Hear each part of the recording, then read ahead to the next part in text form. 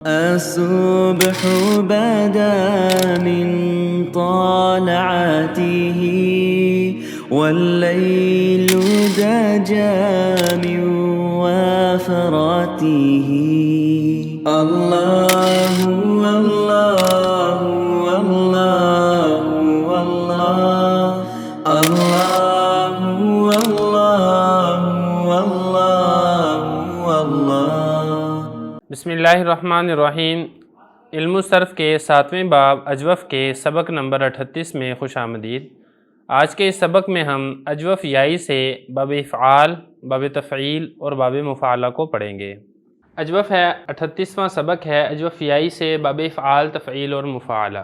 دیکھیں، اس سے پہلے جو گزشتہ ہم نے سبق پڑھے تھے اس میں ہم نے اجوف یائی سے جو 3-4 گردانیں تھی وہ ہم نے پڑھ لی تھی۔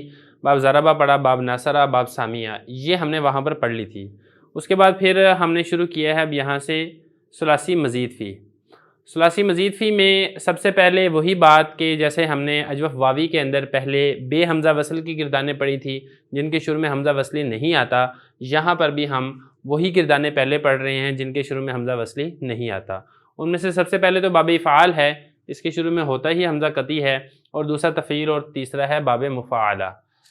تو سب سے پہلا جو ہے ان میں وہ ہے باب افعال۔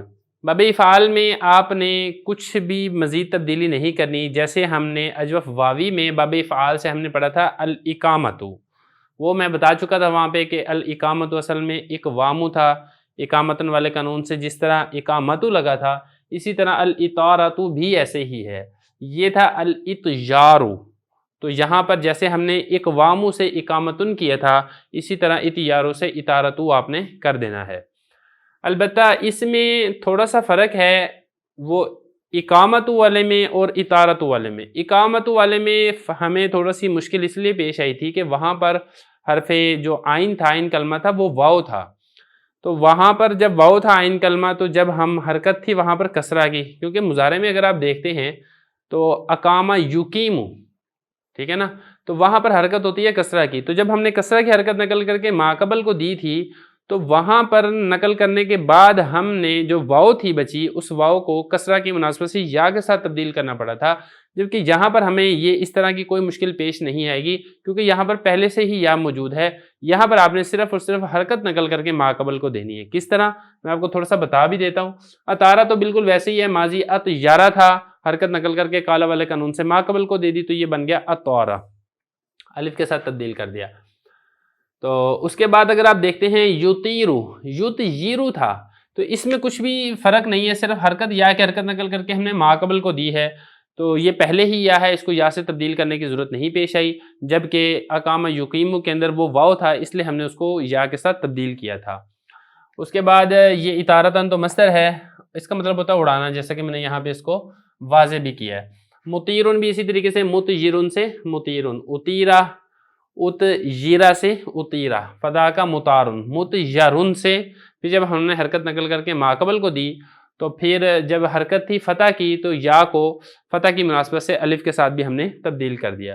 آگے امر کی جو تعلیل ہم نے اقامہ یقیمو کے اندر کی تھی وہ ہم نے پڑھی تھی اقم لتقم لیقم لیقم، اسی طرح یہاں پر بھی ایسے ہی ہے، اطر لتطر لیطر لیطر۔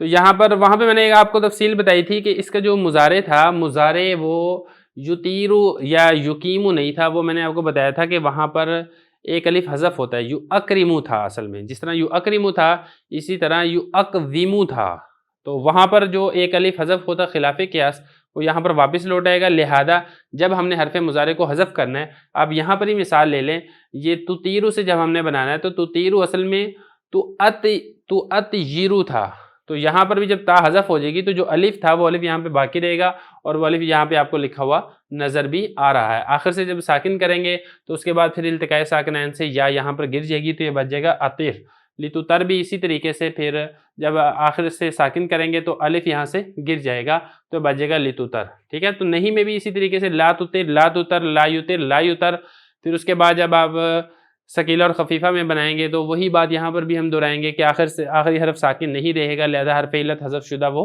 واپس لوٹ آئے گا۔ تو اس طرح یہ والی گردان ہے باب افعال کی جو میں آپ کو بتا چکا ہوں، مکمل گردان نہیں لکھی کیونکہ آپ کو پیچھے معلوم ہو چکا ہے، صرف ایک تھوڑا سا اشارہ کرنا مقصد تھا جو میں نے آپ کو بتایا ہے۔ باقی اس کے بعد جو 2 باب ہیں اس میں ایک ہے التطیب، پاکیزہ ہونا، عمدہ ہونا، اور دوسرا ہے مفاعلہ سے المبایع، خرید و فروخت کرنا۔ یہ دونوں میں جس طرح ہم نے اجوف واوی میں پڑھا تھا کہ تفعیل اور مفاعلہ وہ بالکل نارمل صحیح کی طرح ہیں، اس میں کوئی قانون جاری نہیں ہو رہا اجوف کا، اس میں بھی ایسے ہی ہے۔ التطیب بھی دیکھیں بالکل ویسی ہے جیسے صرف یصرف تھا، اسی طرح طیب یطیب تطیبا فہو مطیب، امر ہوگا طیب لتطیب لیطیب لیطیب، نہیں میں بھی ایسے لا تطیب لا تطیب۔